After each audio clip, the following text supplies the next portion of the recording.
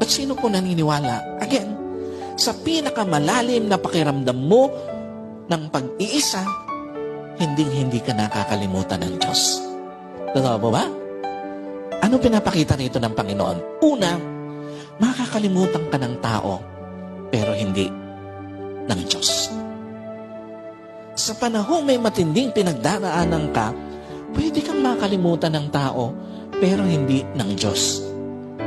Sa panahong may matinding kasakitan ka, pwede kang makalimutan ng tao, pero hindi ng Diyos.